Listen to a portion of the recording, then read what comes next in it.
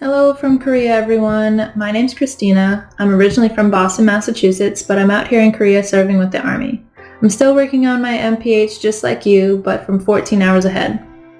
For my professional development, I had the opportunity to interview Miss Stephanie Carr. She is the manager for the Network for Care Massachusetts project, as well as the data manager for the Mass Association for Mental Health.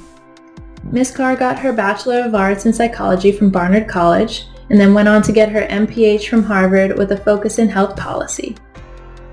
She comes from two parents who were in the healthcare world. Her dad was a personal trainer, and her mom worked with patients in psychiatric wards in different hospitals.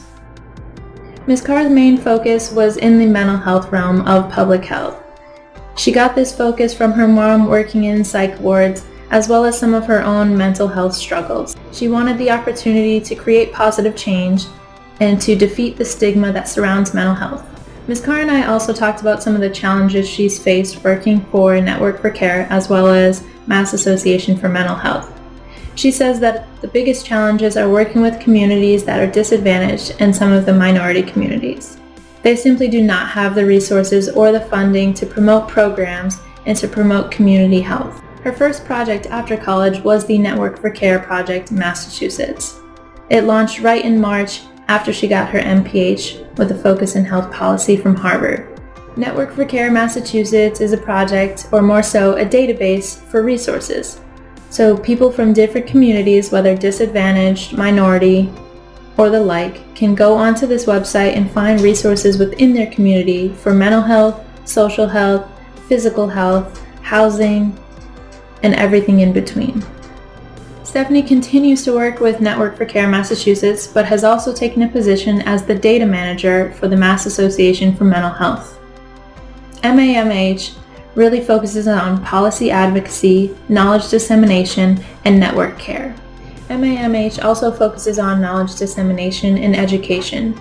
So she wants to work with them to promote education for different health resources, different ways to promote physical, mental, emotional health, and all the ways that it connects the community and how individual health can affect community health. From network care and knowledge dissemination, that all feeds the policy advocacy of MAMH. It focuses on feeding the policies what the community needs are, housing funds, how to promote mental health education in schools, research to educate the communities, relationships with legislators so they can implement policies that directly affect those communities, and any other policy ideas that will help promote and implement programs, policy, and legislation that will ideally affect the whole community, whether it's minority, disadvantaged, or anything in between. As Ms. Carr and I continued to talk, she talked about how she wanted to get more into the insurance systems in the U.S. because those are such broken systems, and how we can provide better access to health care and better access to insurance. And she wants to tie this all back to mental health, because with lack of insurance and lack of health care, that really affects a person's mental and emotional health. And if we can fix those root issues, then maybe we can promote better health overall for everyone. The biggest takeaways I got from the interview with Ms. Carr were her advice to me as a future public health professional, as well as the opportunity to work with her in the future, being that I'm a service member and she wants to work more with veterans and family members. So some of the advice she gave me for future public health professionals is that be open to all opportunities within public health.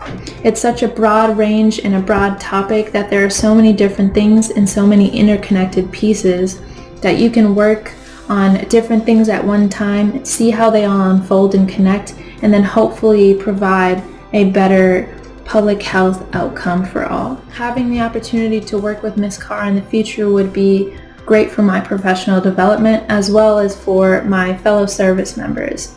Being that I am currently serving, I could help Ms. Carr see what the programs are that are available to soldiers in the military as well as outside of the military.